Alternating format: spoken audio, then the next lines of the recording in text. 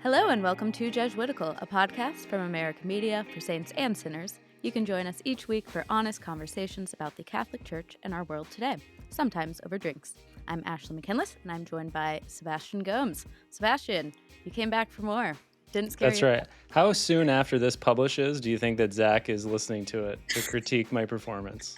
I can confirm that he listened to last week's episode, and he said that he thought you should be the host for all the episodes when he's gone. So, No way. yeah, Oh, maybe is he extending his parental leave another year? if he could. No, we should say we are expecting him back, I think, in a few weeks, right? So Yep. obviously understandable that he wants to spend, a little bit of time with his newborn daughter, Madeline. So we still wish her and Amanda and Zach all the very best from the Jesuitical community. Sure do. This week, we have a great conversation with Father Jack Bentz. He's a Jesuit priest and the host of the Catholics in Ordinary Time podcast and Substack. And we're talking to Father Bentz about why people leave the Catholic Church. We all know people who have, and the numbers in that regard aren't great, but also why people join, what attracts people to the Catholic Church in this day and age.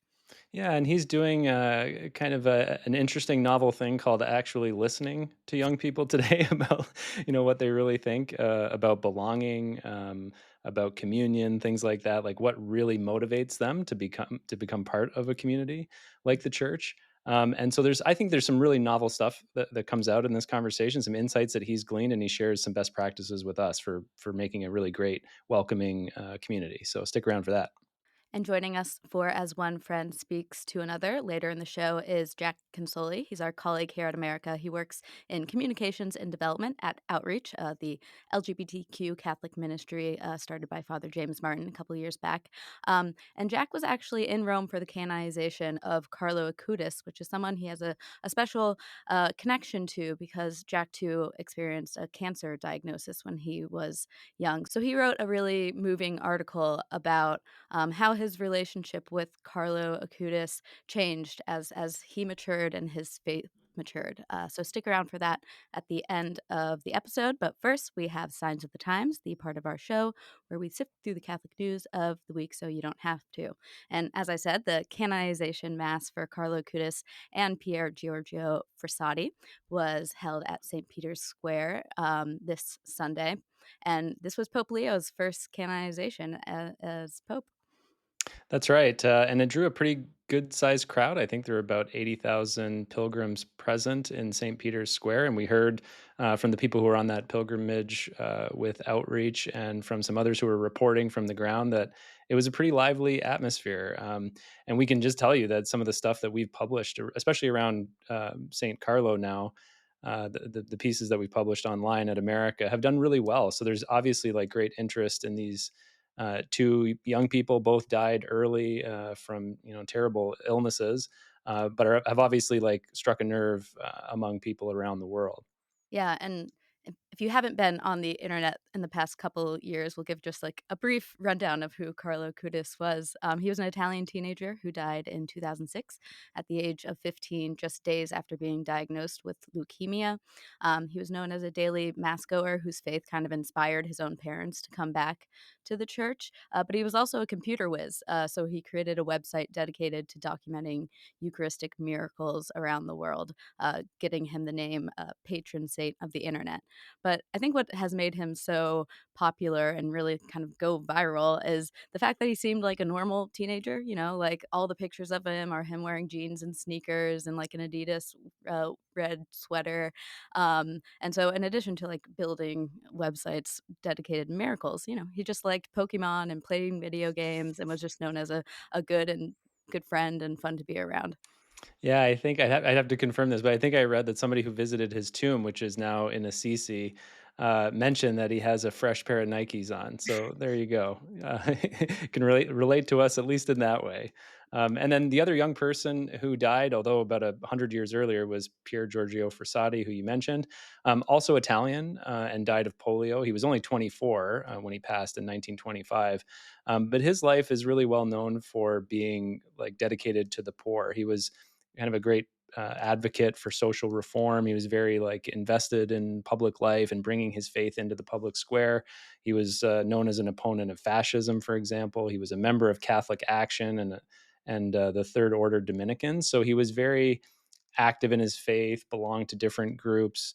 And I think John Paul II, when he was first beatified, called him, a man of the eight beatitudes. So he was definitely about putting faith into action. Yeah, and like Carlo, he had that side of him, but he was also, again, kind of a normal, cool young guy. He was an avid mountaineer, and there's this iconic image of him, like, climbing a mountain and taking a break and smoking his pipe, which is not, you don't have to be a great mountain climber to be holy, but it does, again, make you relatable and someone people are attracted to, and you're like, "Okay, if he's a normal guy, but he also did all of this stuff to bring his Catholic faith into the world or into public life." So again, yeah, two really relatable saints. One of them an actual millennial like us, and another one who would have been a millennial back in his day, I guess. Yeah, for sure. And I do think it's really interesting that both of them are Italian. I just wanted to comment on that because, like, Italians are disproportionately recognized in the communion of saints, and that's understandable, I guess, in many ways because the Vatican's in Italy, and it's always been this strong Catholic culture. But at the same time, I feel like having been there many times, gotten to know several Italians, traveled the country, like it seems like every little town has a patron saint or somebody who's just from that community who's been canonized. And I really think like there's a lesson here for us in that the Italians know how to look for ordinary holiness. And I feel like maybe we in North America, are not so perceptive to it. I think we sort of put it on a pedestal. I mean, not that it's not on a pedestal. Obviously, holiness is a special thing, but I feel like we think of it as this almost unattainable, exceptional thing, as opposed to something that we could look for in ordinary life. And Italians I think, are just more attuned to that. They just have a way of looking at the world and a way of looking at each other that pay attention to ordinary holiness. Yeah, and Carlo Acutis, his path to sainthood was remarkably short, and part of that is because his mother, just looked at her son and was like, "I think he's a saint." And but that, like, super fast canonization process also made this mass kind of interesting because it's not often that the parents and siblings of someone can go to their canonization and while they're alive know that their son and brother, is a saint. So yeah, his whole family was there. They got to bring up the gifts to Pope Leo at the mass, and then this young Costa Rican woman whose miraculous healing after a traumatic bike injury, she prayed to for the intercession of Carlo Acutis, was healed, and that was the miracle that put him on the path to canonization. And she read some of the prayers of the faithful at the mass. So I just thought that was like fascinating. A bunch of secondary relics present there at the mass for sure. And we should just take the opportunity to say too, Pope Leo was obviously presiding. He had a couple of like good zingers in the homily. I mean, his basic message was like these two are models for sort of prioritizing the right things in life. Don't be distracted by the ways of the world. He said at one point, the greatest risk in life is to waste it outside of God's plan. So, kind of a wake up call to everybody, but especially to young people to say, like, there's a lot of things that can distract you in this life, but it's important to try to get on the right course as early as possible. Yep. All right. Our next story comes from Jerusalem, another holy city, where for the first time in 800 years, a pipe organ that researchers say is the oldest in the Christian world was played at a monastery. Yeah, that's right. Researchers believe that the Crusaders brought this organ to Bethlehem in the 11th century during the period where they were ruling over that part of the world. And after about a century of use or so, the Crusaders actually buried it to protect it when Muslim armies invaded. Yeah, and it was only excavated in 1906 when workers were building a new Franciscan hospice for pilgrims in Bethlehem. And so they were digging in this ancient cemetery, found the pipes from this organ, and now it's been recreated from those original pipes from the 11th century. And going forward, it'll be housed in the Terra Santa Museum in Jerusalem, so you can go check it out there. I don't know if they'll keep playing it while it's there, but that'd be pretty cool. I saw pictures of it. It was surprisingly small. Am I Yeah. right? Mhm. Like, the pipes, like, seem pretty thin, but apparently, when the musician started playing it, they said it made a hearty sound, so I haven't looked it up online to hear how it sounds yet, but maybe there's a YouTube video floating around now. What's our next story, Sebastian? So finally, we just want to look ahead to a couple of big events coming up. One is kind of a special Vatican concert. There are several big names that are coming together for what's being called the Grace for the World concert. It's a free concert at the Vatican that's co-directed by Pharrell Williams and Andrea Bocelli, and it's going to feature a number of like really high-level artists like Jennifer Hudson. Clips is there, obviously John Legend and Jelly Roll. It's funny, we were talking last week with Maggie about, like, the fine line of trying to be cool and then becoming cringe. I'm gonna say, I think this is really cool. I am definitely gonna watch this concert. Like, I love Pharrell and John Legend, and everyone else I'm sure will be great. Uh This is gonna take me back to, like, a college party Oh, yeah. days, like, there was definitely I remember when that Clips album dropped, and we definitely listened to it a lot. Yeah. So and it's gonna be accompanied by a light show, so I that will, like, kind of light up behind, St. Peter's Basilica, so I'm sure that will also be stunning, but the reason for the concert is to both celebrate the 2025 Jubilee year and mark the closing of the Third World Meeting on Human Fraternity. Yeah, that's a conference that's, put on by the Fratelli Tutti Foundation, and Fratelli Tutti sounds familiar, that's the famous encyclical that was written by Pope Francis on human fraternity.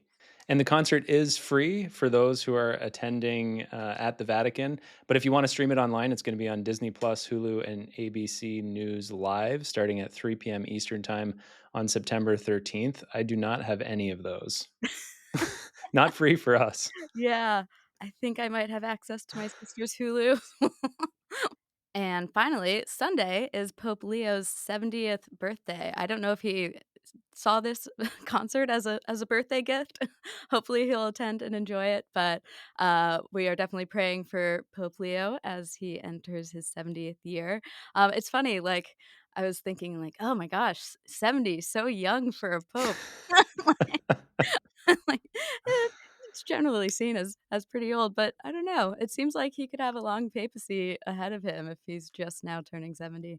No, and that's what a lot of commentators are saying. I mean, he hasn't really done much yet. We're all on the edge of our seat, just waiting what he's going to say and do about 100 different things.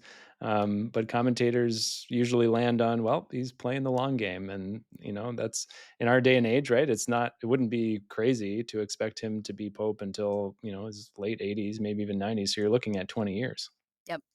And if you want to pray for the Pope on his birthday, a bunch of Catholic groups have gotten together to create what's called a spiritual bouquet for him. So, groups like Our Sunday Visitor and the U.S. Conference of Catholic Bishops are asking for people to commit to a certain type of prayer, and they'll log their name and prayer into some sort of giant Google Doc, I assume, um, that they will send to Pope Leo to assure him that everyone here in America is praying for him. And so they're encouraging people to say a prayer for Pope Leo and then grab a slice of pizza, which was one of his favorite treats back in Chicago. I'm not sure just the prayer bouquet would have made this such a big story if it wasn't attached to this Pizza. push to go get a slice of Hey, pizza in his honor, but what a great it thing would to not do. be the first time that the Catholic Church has used pizza to like get people to come to a Catholic event. That's true, and you should look this up because the design is actually great. There's a picture of Pope Leo, like, waving, and then it says "pizza and prayer," like, the logo for this thing, and it's written in, like, a pizzeria font. It's just Like you would so see it good. on a pizza box. So what kind of pizza are you getting? I like more veggie than anything else. Like, I like a little bit of cheese and then, like, every type of veggie possible, so, Nice. yeah. I love Domino's. Can I Oh, I say love that? oh, Some yeah. people I people some people give me crap for liking Domino's as much as I like, but it's know. just so good. I got the app, I get the coupons, it's great. I don't know if they offer Chicago style pizza. They now have New York style, but enough Alright, so about Domino's. Pope Leo turning 70, we're praying for him, and we think you should too. And now stick around for our conversation with Father Jack Bentz about why people leave the church and why they join it.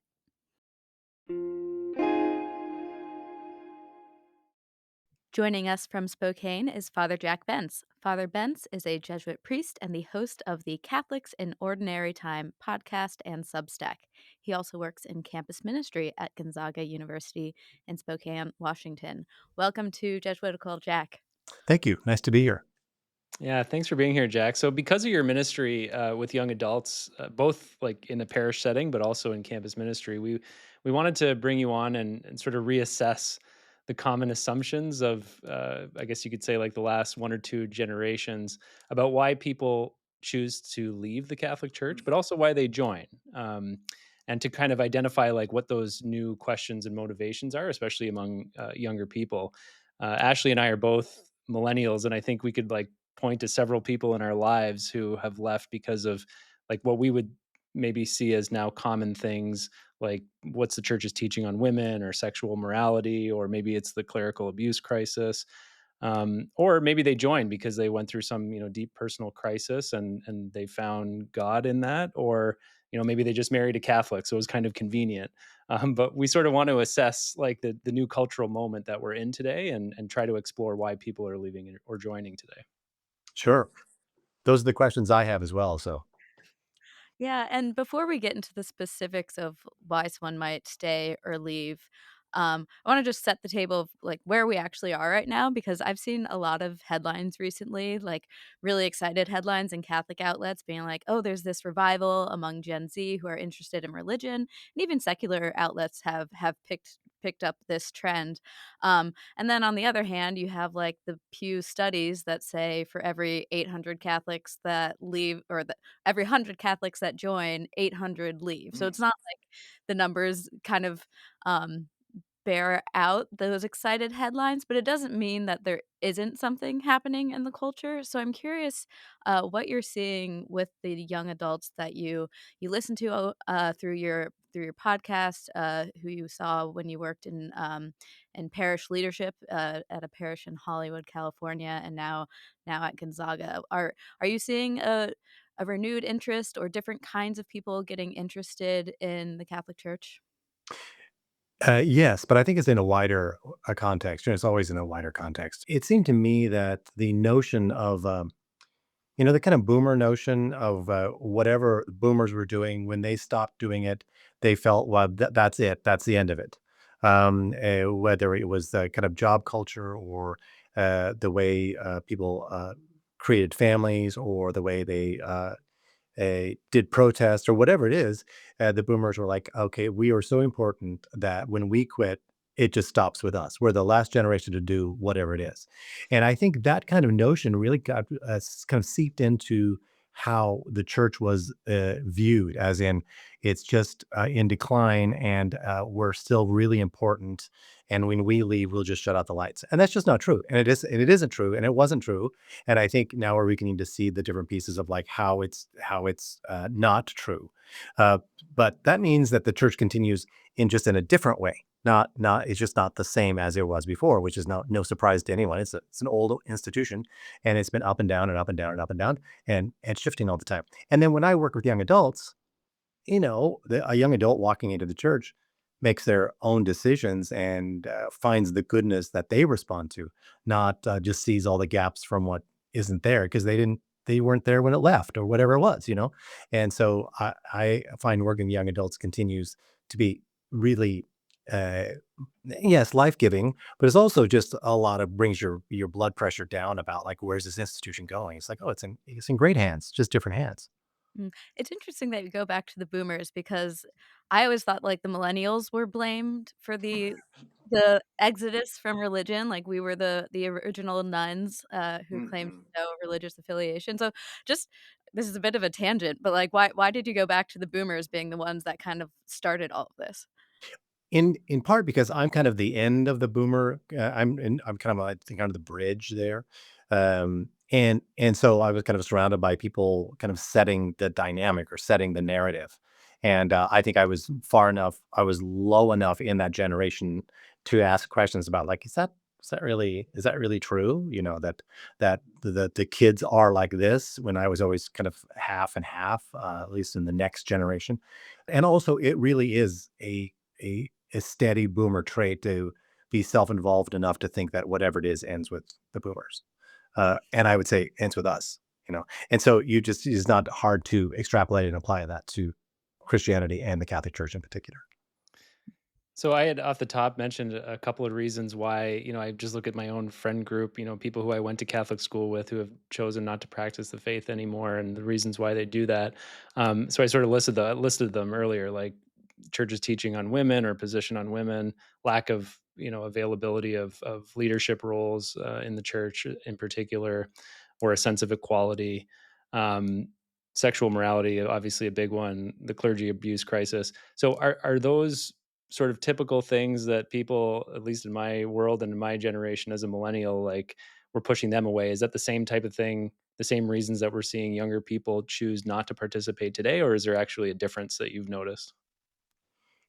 I think those are still there, but I think there are larger issues that kind of shove them out of focus or out of the central point. Because it seems to me in the work that I've been doing, the conversations I've been having, that the kind of repeated reason why people are attracted to the church, stay in the church, find the church for the first time, whether their experience and bears it out, is things that are new to me, which is a sense of belonging, which I just take for granted, a sense of being part of something larger than oneself, which I would like to think is true for religion, but to have people actually articulate that is really interesting. Um, and also, there, I have had conversations where just recently, again, sometimes on the podcast that I'm doing, but also just in person, working in university ministry part time, is that people saying the Catholic Church seems safe to me in the sense of the information, the guardrails, the structure. It seems safe because it's not just a church that just kind of popped up somewhere with a guy that read the Bible and suddenly wants to start a church, which, for some that might seem like freedom, like finally someone, starting fresh has a real experience of the Bible or the word and they want to start a church. That seems like, like a lot of freedom. And I'm hearing people say, I don't want that from my church. I want to find the real, or as they perceive it, the truth, and something that's safe that I can trust, you know? And so obviously there's been a very necessary conversation responding to people that don't find the Catholic Church trustworthy, that don't find it a safe place. And they have real experiences and real reasons to think that. But that's not the only experience people have. It's surprising to me to find this whole group of people that will tell me, I find this a safe place with answers that I can build my life around. I'm like, tell me more about that. So it's so interesting that you say that because for so long there's been this talk of, again, my generation of not trusting institutions, and being allergic to joining things like that, and not trusting government or the economists or anything like that. So I think there can be times in the church where we're like fighting yesterday's battle because yes, there was this backlash against institutions for a lot of good reasons. Institutions failed people, but there is likely going to be a backlash to that backlash because people don't want to be atomized and just on their own with unlimited choices and no one to trust in terms of, what's the right thing to do. So do you think that's part of it? I do. I think that's right on when you say, fighting the last war now. If you're still part of a church where someone gets up and says, please silence your cell phones, the only people silencing their cell phones are over 60. Everyone else has figured it out. Like, it's like those young people need to, they're not, their cell phone is not going to go off because they're used to it and you're not. It's like, okay, so that's fighting a war that has moved on and you're still in the same trench. And I'm also surprised how many people, speaking of technology, how many young people come to the church event, whether to, kind of curious about converting or reconverting or showing up again. Um, and if they're interested, they've already done a ton of research Mm. because they can, you know, and so they've spent a lot of time online getting all kinds of information of, varying quality, certainly. But it's not like the first people they're going to talk to are live people in a church. They're going to come with lots of information already, and they're going to want questions. They're going to ask questions about that information. And that's a really interesting place to be, I think. And for me, it feels very much like I always think this when I'm preaching. I'm like, I bet these people do not need more dots. They need ways to connect the ones they have. Mm. You know what I mean? Like, and you see preachers just showing up with a big bag of dots. It's like, just more information coming at you. And the people in the congregation just want to know how to connect the stuff they already experience or they already know. Yeah, that's what it connects to the institution thing because it's Yeah. like they have this unlimited information on YouTube and, they're savvy enough to know, like, all of this is there's probably some stuff that's true, some that's Yeah. not. Like, I need some, like, time-tested authority to tell me Yeah. what's the good stuff. Yeah. Correct. And we're seeing, some analysis of this trend, especially the younger people who are coming back and interpreting, like people in the church interpreting that as, these are young people who are drawn to what has typically been considered more traditional elements of the church. So things like really high liturgy, for example, because it's so reverent. The music, the symbols, the incense, etc.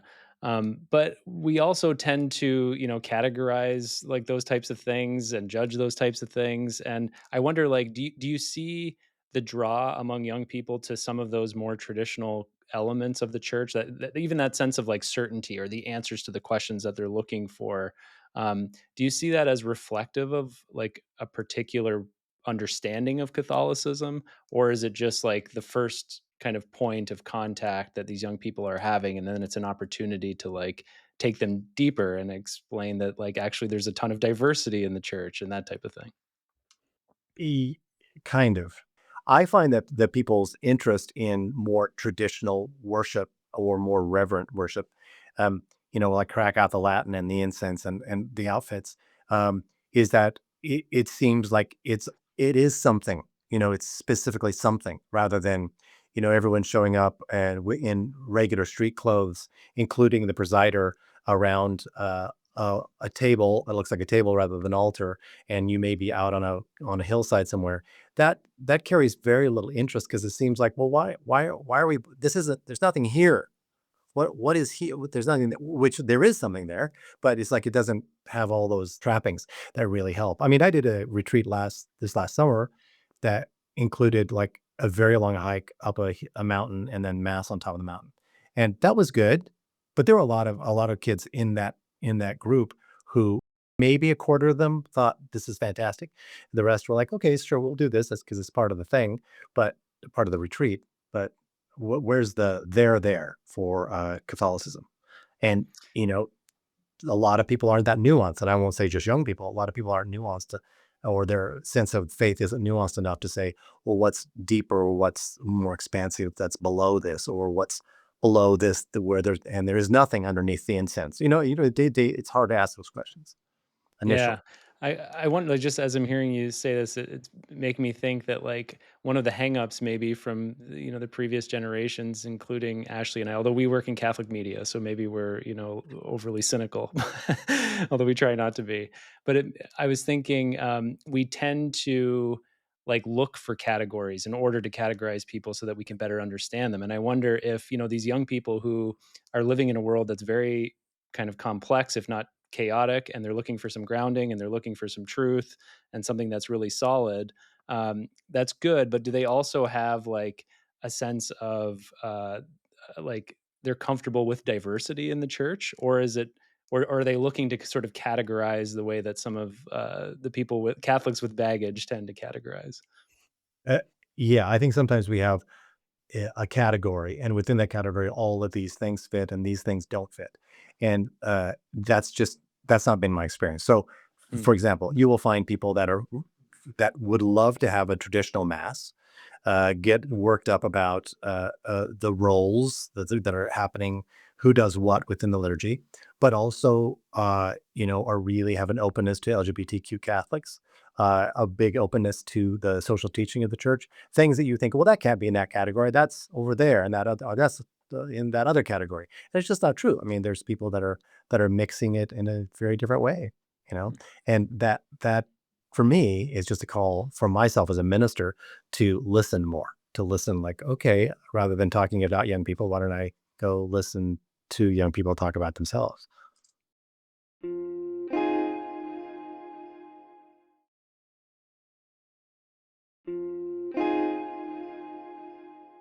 Speaking of categories and kind of about listening to young people where they're at, you had, you took the opportunity to go to a Jordan Peterson event. And so for folks who don't know who that is, depending on where you come from, he's a brilliant psychologist who kind of like brings together myth and religion and that sort of thing, and does it in a way that's really attractive to young men in particular who need to make their bed and get their life together.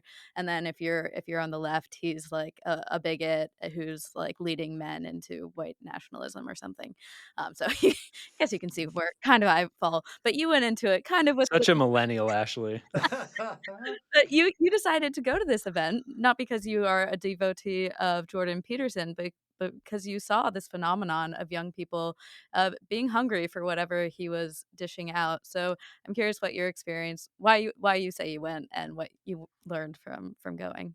That's exactly the kind of event that I would go to, but I would go to, right, left, and center. So, like, in 1 week, I think I was at the Jordan Peterson event. Then maybe a couple weeks later, there was the North Idaho Homesteading Conference, which I was like, "Okay, bring it on." I want a lot of prairie dresses and sheep shearing and, tons of homeschooled kids. I mean, I want it all. And, so doing that, as well as, like, there's a separatist Catholic group because it's led by a woman priest who used to be a prof of mine at Gonzaga, who came to Gonzaga, became Catholic, and just kept going. It's like, okay, and I was like, I'm just curious of, like, why do people gather the way they gather? And with Jordan Peterson in particular, uh, I just had this abiding interest of, like, uh, if young men are coming to the church, what is it about the church that compels them? And what are the other things that compel them? And what's the commonality between, like, the church and so, like, who shows up to Jordan Peterson? So, first of all, it was at a huge venue. It was completely sold out, and I paid like $90 for a really bad seat. And I was like, "What the heck?" And there were groups of men there that were already established groups, friends or men's groups or whatever. And there were lots of young men that were for the first time wearing a tie. There was a lot of that going on, and I thought it was fine. Again, there's a Jordan Peterson is nothing if not entirely convinced by his positions, and there's very little kind of well, maybe this, maybe that, and there's zero both siderism certainly. So some of the certainty that young people are looking for.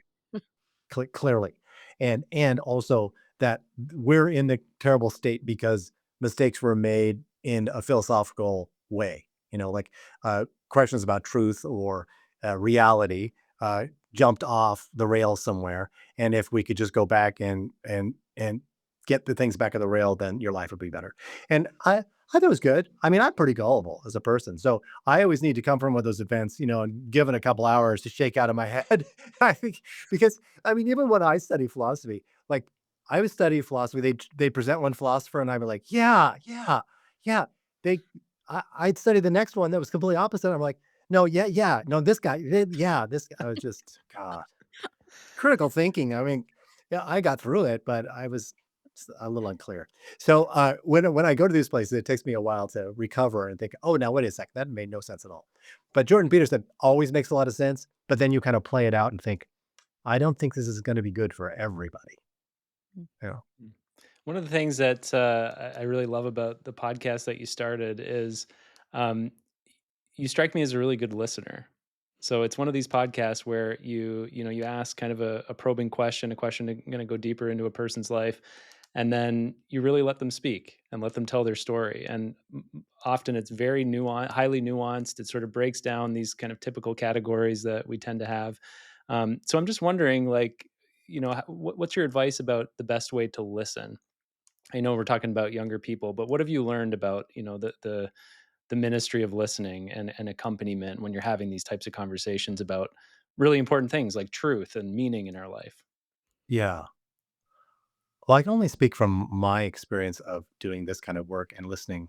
And, I if maybe some generations or some people at a certain point in their life really want a lot of certainty, I think, other people in other parts of their life, and I won't even say younger or older, um, it's hard to have conversations where things are left just completely open because it might make you nervous, or you might think that you're falling down on representing the church or the right position. And I think this affects a lot of people that wear a collar like this. And I think out of the goodness or feeling that they have a responsibility to make sure that they're always defending the truth. I've never been able to understand like defender of the faith. I'm like, I think isn't the faith going to be okay? I don't need to jump to the defense of so I'm already wired a little bit that way to listen. And also like a great deal of curiosity. Like I just want to know more, you know. If if say here's a good example. In the first season, I had a conversation with a young woman who's, married, has two little boys, and very articulate, Tiffany Laverne Cox, who's an actor, and she is a pro-choice Catholic, right? And I wanted to have that conversation. I want to know why. And I it only occurred to me later, like, I mean, it didn't occur to me, oh, I should have done that. But like in that conversation, there's no part of me that needs to tell her that she's wrong, or to tell her, to explain what she's missing, or like that how her position is. How is that my responsibility? And yeah, I know I'm wearing a collar, but I just want to know more like what her position, how she got there. How did it all work? And I just get really interested in that. I mean, and then in season one of our later seasons, which I don't know what the number is, but I'm doing interviews with families who have decided to start going to the Latin Mass, and just to hear them out, it's really interesting. Like I have my own opinions, but so what? Like, can you actually be curious about the world? Can I be the curious? I am curious about the world, which is just lucky. Um, but can you be actually curious about the person in front of you? That's what I rely on a great deal. Mm. So those are two people who it sounds like, or two groups that, might maybe have disagreements with the church, but have stuck with it. I want to get to the people who do decide to leave. That you've spoken to. I think, at least for my generation, as Sebastian mentioned at the top, like issues of gender and sexuality, so the lack of women representation, the teachings around LGBTQ Catholics drive some people out of the churches, or that's what I'm told. And is that what you've heard from people on your podcast? Kind of. I thought that was the answer as well. And honestly, when I talk to people that left the church, it's not clear to me at all that they were ever in the church. Mm. That there was this huge catechetical gap where they they were never given a kind of uh, a value proposition of why follow Christ within the church, and those that walked away from. Well, I mean, they didn't walk away from a big structure that was meaningful to them. There are those that did, certainly, but there's a lot of people that it's hard to know if they left the church or they just kind of just didn't bother to join ever, really, you know. That's And definitely my experience of, so of the, 5 friends in my confirmation class, I probably, one of them has baptized their child and had a Catholic marriage, but doesn't practice regularly, and the rest are, completely una unattracted to the church.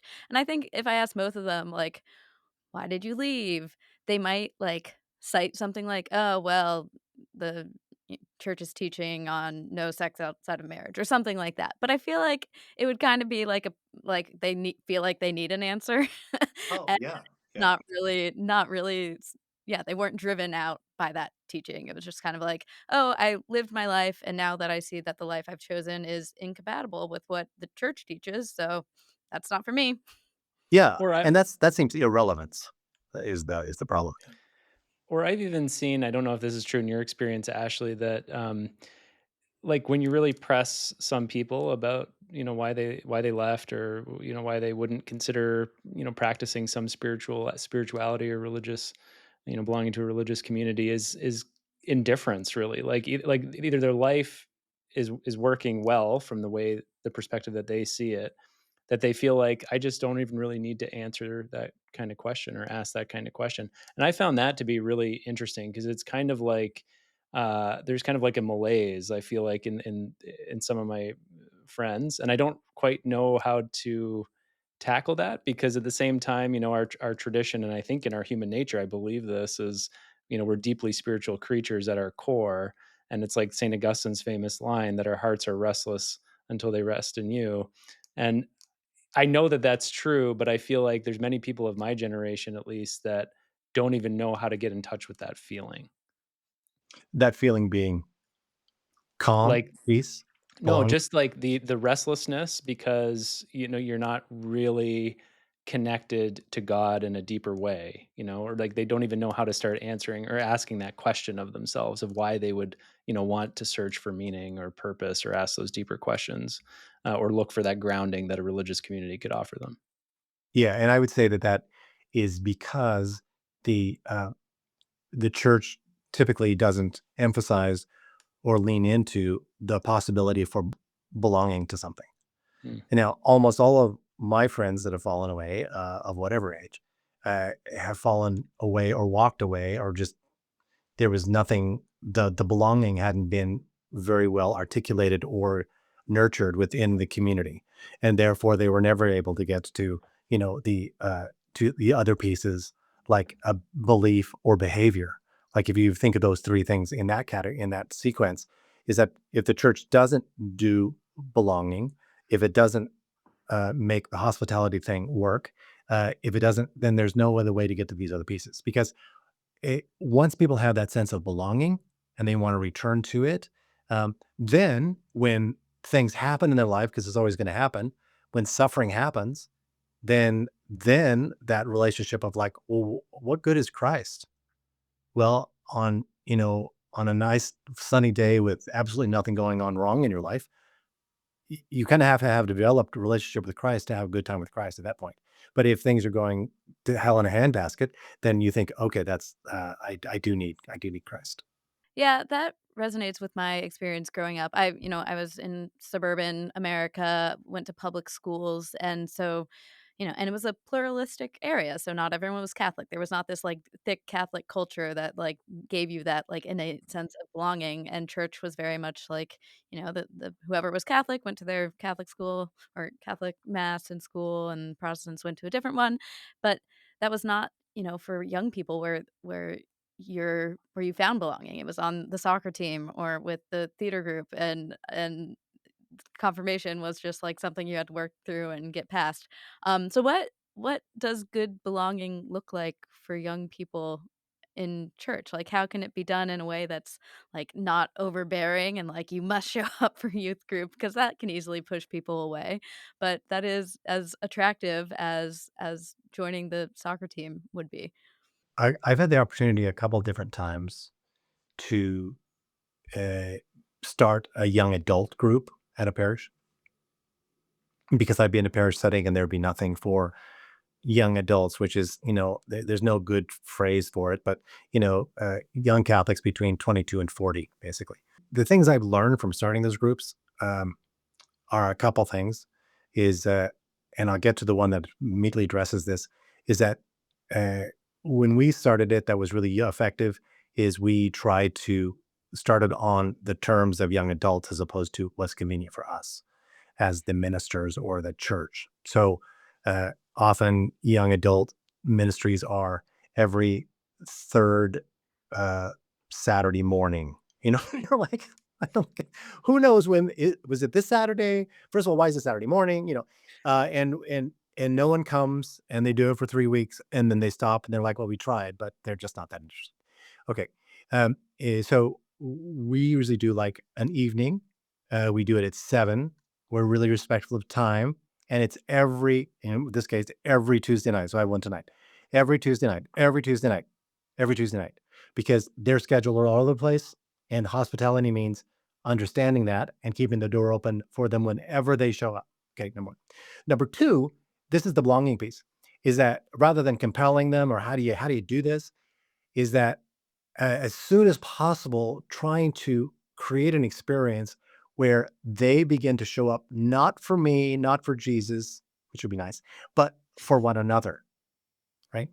Where you show up for one another. People experience this on sports teams or in theater all the time, is that they show up, they get on the team or they get cast in a play, and when they don't show up, they let down everybody else, and they begin to understand that. And this is what happens, I think, with people attending mass. And I've heard this in some of my interviews articulated, that I used to go to please my parents because my mother dragged me. Now, and then I went because I was getting something out of it. I still get something out of it, but I go because I'm I'm there for the other people because that's where my community is. That's so interesting. I remember when it was a couple years ago, Ashley, when you and Zach talked to Cardinal Robert McElroy. He was the Bishop of San Diego, I think, at the time, but now he's the Archbishop in Washington D.C. But he was talking about the consultation phase of the synod process. So they had done a whole bunch of listening sessions, around the diocese. And one of the questions that they asked, which I thought was so interesting and stuck with me these years, is, if you didn't show up for mass on Sunday, would you be missed? And he said a shocking number of people said no. And that like really impacted their discernment process about what it means to belong. Yeah, that's experience.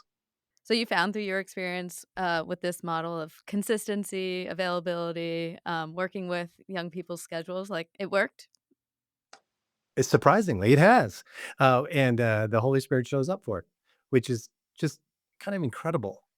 I want to going back to kind of where we touched on what allegedly keeps people away around the Catholic Church's teaching on sexual morality and such things as a potential thing that pushes people away. But going back to our conversation before about people being attracted to the more conservative or traditional or certain elements of the church, like those same teachings could be what is drawing people in who feel like the the outside world is not giving a good alternative model to what healthy sexuality looks like. So how did that just seems like a really hard tension for us who, care about bringing people and keeping people in the church to wrestle with. So how do you think about that? I think the wrestling is the key there. Like, and I'm not particularly great at it, honestly, but actually get in there and wrestle with people, the actual questions people have of like, well, I want this, but how about this? Or if we're going to do this, and these people are left out, or is this, are we now being judgmental about these people, but yet I want some certainty. I think that is really, really useful. And if church ministers, and I'm talking about everybody, but certainly about priests, if they want to make themselves available to those kind of conversations, and not because they have to win every argument or even see it as a winning and losing, but like how do you actually chew on it? Because a lot of the reason I started this particular podcast was as an extension of the synod, which I thought was necessarily unavoidably kind of thin, you know, and and I don't fault the synod process. It's just they're trying to do a huge project. So I still have a whole list of questions. When you think about, oh, the church is growing because of young people, and church is growing because of young people who happen to be conservative. The church is growing because of young people who happen to be conservative who are white and male. You're like, okay, I have some questions, about that. And why is it? It was the same in Hollywood and the same here. I'll go to church. I sometimes go to church 3 or 4 times a weekend, just as a congregant, dressed in a collar, and kind of just looking around and like, why are all these single dudes here? Why, and where are all the women by themselves? It's like, I want to know more about that.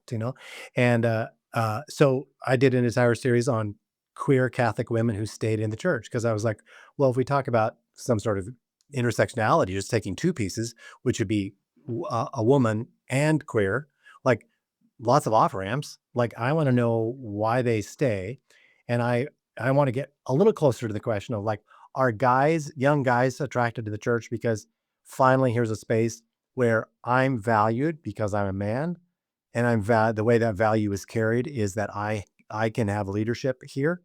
So that certainly drives my questions.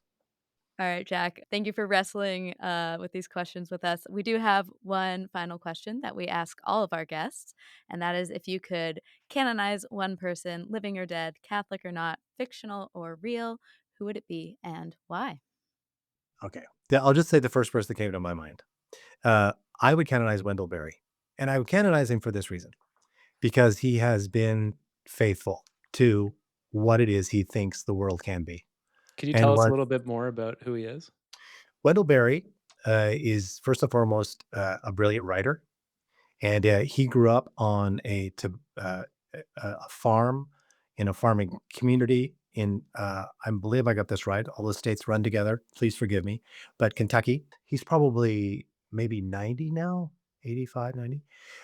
He left, went to school, got the heck out, and then went to Stanford. Was a writer there, and just brilliant. And then decided he and his wife decided, like maybe in their late 20s, to go back and to live on the farm and to write and to live their lives there. Like with real suspicion about we don't need a tractor, we've got horses, that sort of thing. And to write beautifully about America and technology and human flourishing. And he's a wonderful essayist and poet and novelist. And he's just brilliant. And the more you read him, the more you think, I understand that, because a lot of his writing is hopeful, but also elegiac about uh, parts of our culture that have decided to just, you know, consume themselves and to go away. So I find him brilliant. Do you have a favorite book or a book that you'd recommend somebody introduce themselves to Wendell through? I would start poking around into his poetry. His collected work is great. He has a wonderful novel called Jabber Crow, which is really terrific. Which kind of opens up a community, and there's a couple other books that are kind of tied to it. Thank you, Father Jack Bentz, for joining us. Again, the podcast and Substack is Catholics in Ordinary Time, and you got a taste of the kind of conversations he has over there. So definitely go check it out wherever you're listening to this podcast. Thanks, Jack. Thank you both. Thank you for the work you do.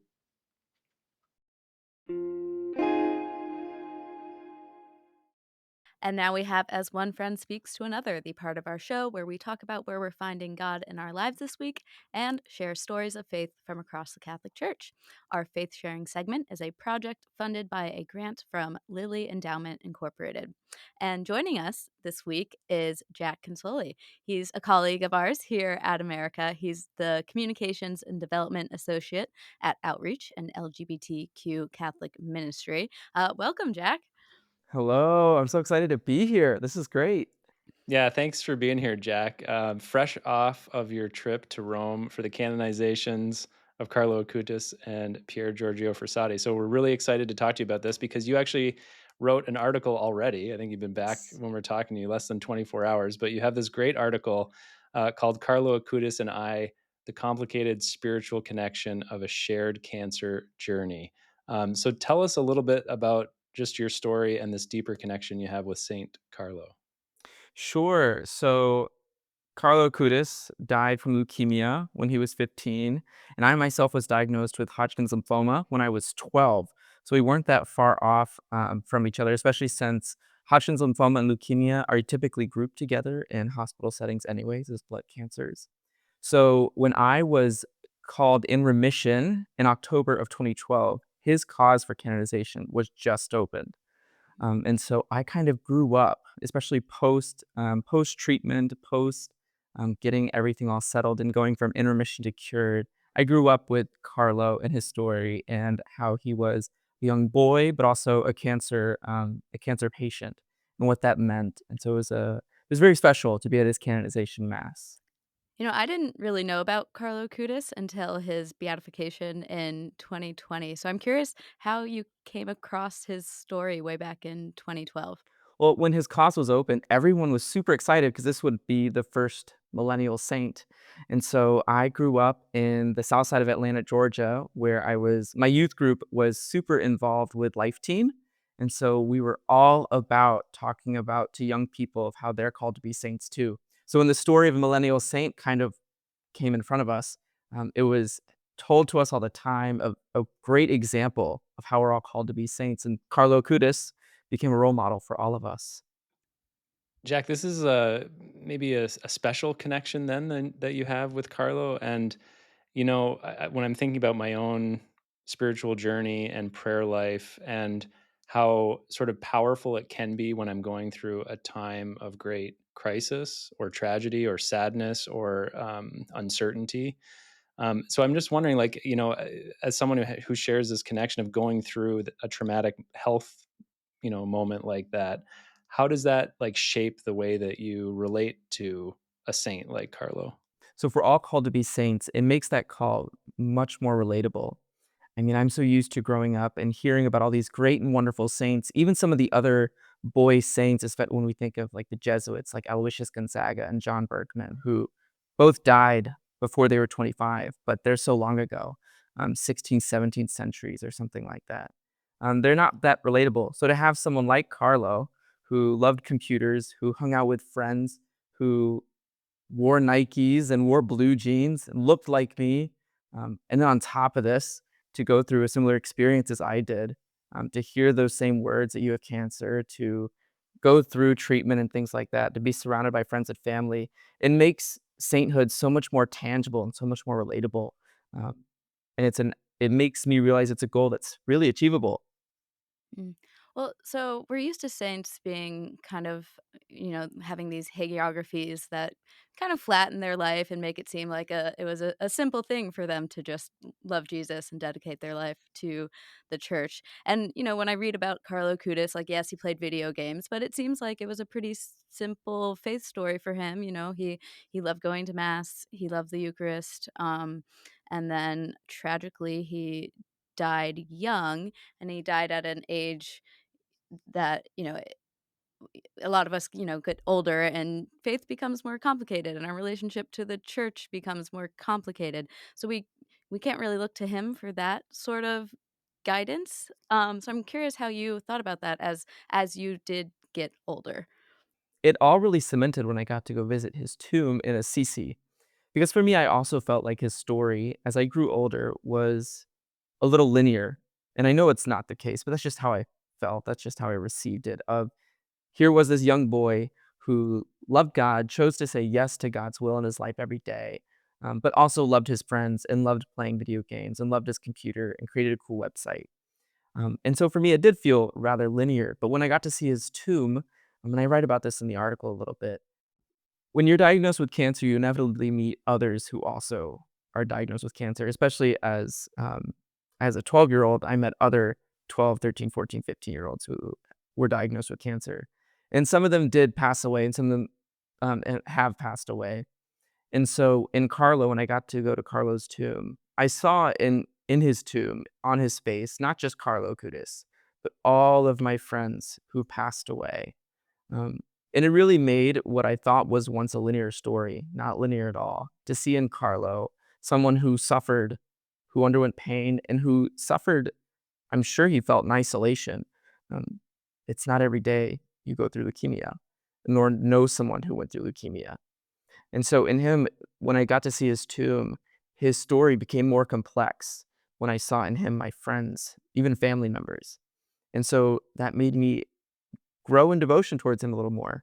And again, see this sainthood or the idea of sainthood become more tangible as it did when I first heard about his story back then. And now it seemed even more tangible when I got to visit him at his tomb. So Jack, Ashley, and Zach typically will, offer a piece of spiritual advice if they're doing faith sharing together, or we sometimes ask people if they have a piece of advice. So maybe I guess the thing that I'm wondering is how your prayer life, especially like intercessory prayer, like praying to the saints, has developed over time, or like what insights you could share about just how to connect with saints in your prayer life. To see them as people saw Carlo, as a friend, as someone who is not super far off. The saints are not super far off, but are, as intercessors, are close by and with you.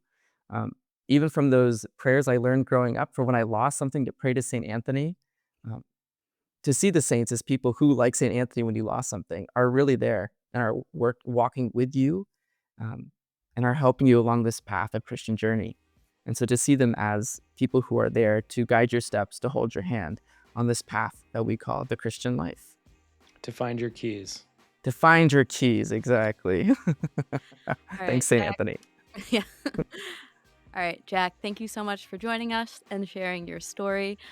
If people want to read his article, which they definitely should, it's Carlo Acutis and I, The Complicated Spiritual Connection of a Shared Cancer Journey. And we'll link to that in the notes.